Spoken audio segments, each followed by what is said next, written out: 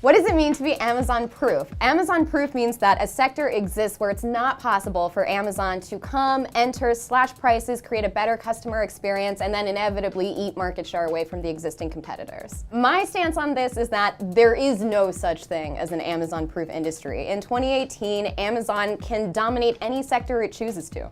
So if this is the case, then there's no more IKEA right now, there's no more Sephora, there are no more car dealerships, there are no more auto parts stores, there are no more dollar stores. That all of these sectors and all of these retailers I mentioned are thriving shows the limitations of your argument. I mean, no one company can do everything. A giant furniture store like IKEA serves a need that Amazon will not be able to touch. Yeah, you can pretend like we can do 3D So you're saying modeling. Amazon doesn't sell furniture?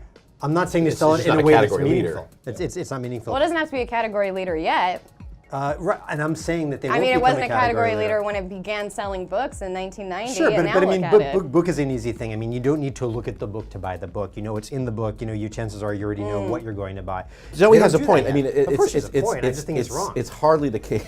It's hardly the case that the existence of brick and mortar incumbents means that Amazon can't dominate. If you don't believe me, ask Borders. I am arguing, but again, I'm saying that there's a significant difference between books, between cloud computing services, which is a different sector, there is, but and say a place where people want to try on cosmetics. Of course. Where people how want do to see you how the know cup that looks. that difference, which I agree exists, can't be overcome through technology, right? So if you have an appropriate virtual reality platform, you may eliminate a lot of those differences that you think are critical. Sure, so you can imagine putting the couch right in your living room with a good VR platform. Again, I completely agree with you. And when my jetpack can send me to Mars, I won't need American Airlines anymore. But I'm just not. Can Amazon deliver to Mars? I'm We'll be the first to conquer Mars. Blue Origin, right? Jeff Bezos already has his tentacles in that. There you go. He's going to put NASA out of business. Zoe, isn't it also the case that Amazon has dipped its toe in a lot of industries and failed? It has dipped its toes in industries and is not currently a market leader. But look at all of the different areas that it's trying to slowly conquer. It has its own Amazon branded credit card. It's rumored to be developing a debit card. Virgin, I mean, it's working on Richard the greater Branson's infrastructure. Virgin has entered That's any the number point. of businesses. Most of them fail.